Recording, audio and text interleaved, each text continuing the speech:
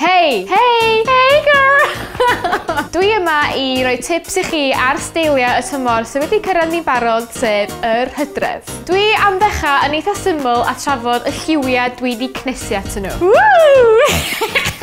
I ddeud y gwir, mae lliwiau'r Hydref yn eitha predictable. A ia, you guessed this, lliwiau fel hufen, mahogany, khaki, coch a camel sydd fwyaf poblogaidd. A dwi actually yn caru nhw. Basically, fatha lliwiau bisgedi, fatha'r siaced yma ges I o Topshop. Lliw, fatha cochish, brown. Dwi'n rili licio fo, mae'r top stitching yn really nice. Manilyn neis ar hwnna. Mae'n rili ymarferol, lot o bocedi yn fo. Bach yn oversized, eich bach rili oversized, ond mae'n neis, dwi'n licio fo. A'r top yma hefyd ges I o Zara. Mae'n gweddi'n dda, I sy'n ffasiynol wan ar on lliw. Mae'n smart a ideal rili ar gyfer unrhyw achlysur. Heblaw os ydych chi'n fatha rhedeg marathon. Obviously. Good. Check a cordi roi. Dwi wedi sôn am y ddau trend yma o'r blaen, ond maen nhw'n fab achos maen nhw jyst wastad yn dod yn ôl. Newch chi weld check bobman adeg yma o'r flwyddyn. Dwi'n licio sut mae'r clasic yma yn cael ei drawsnewid yn ddibynnol ar y dilynydd neu'r brand. Mae Mango wedi gwneud joban reis dda o'r blazer yma, mae strwythur neis iddo fo a mae'n edrach ac yn teimlo'n eitha drud. A ar y funud mae o ar y wefan am £49.99 yn lle £80. Fab. Yn syml, nes I ddisgu mewn cariad efo'r codes yma o Zara a maen nhw'n £29.99.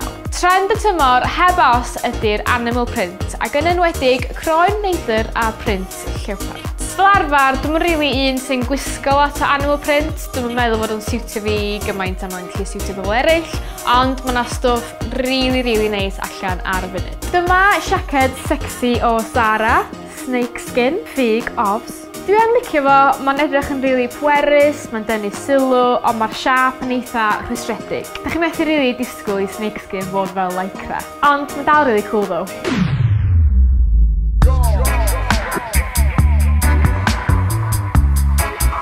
Sgert denim trauma efo print snakeskin o Topshop. Hoffi'r lliw, hoffi'r siap, a mae yna siaced yn yr union run print I neu chi edrych fel neidr go iawn.